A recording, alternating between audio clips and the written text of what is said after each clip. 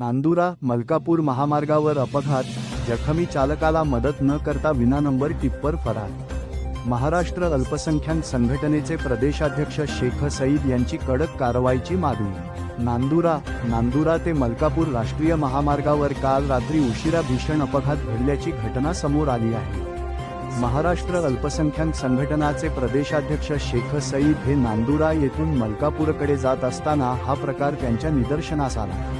मिळालेल्या माहितीनुसार लोखंडी असारी भरलेल्या ट्रकला समोरून येणाऱ्या विनानंबर टिप्परने जोरदार धडक दिली। धडकेची तीव्रता इतकी होती की लोखंडी असारीने भरलेल्या ट्रकचा चालक केबिनमध्ये भीषण अवस्थेत अडकून पडला होता।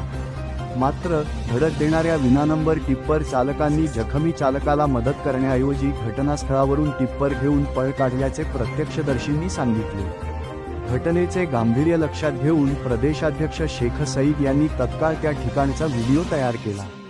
मात्र व्हिडिओ चित्रीकरण करत असताना संबंधित टिप्पर चालकांनी त्यांना दाटपट करून व्हिडिओ काढू नये अशी धमकी दिल्याची माहिती आहे। तरीही शेख सईद यांनी धाडस दाखवत तो व्हिडिओ समाजवादी पक्षाचे युवा जिल्हाध्यक्ष तरी आझाद पठाण यांच्या मोबाईलवर तात्काळ पाठवून संपूर्ण घटनेची माहिती दिली।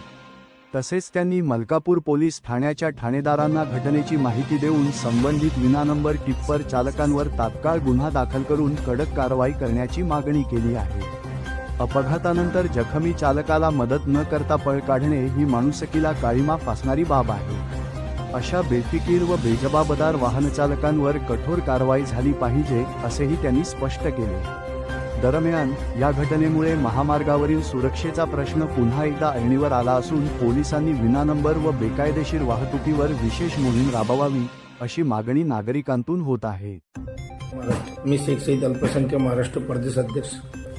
काल मी नांदुराहून मलकापूरला जाताना एक ट्रक उलटी दिशा येताना टिप्पर रेतीचा ते ट्रॅलीला धडक मारली आणि त्याच्यात एक ड्रायव्हर तसंच दबेल राहिला। तरी पण हे लोकांना स्वतःचा ट्रॅक्टर टिप्पर घराकडून काढून निघायची तयारीमध्ये होते, परंतु ते माणसाला काढायसाठी प्रयत्न केले नाही।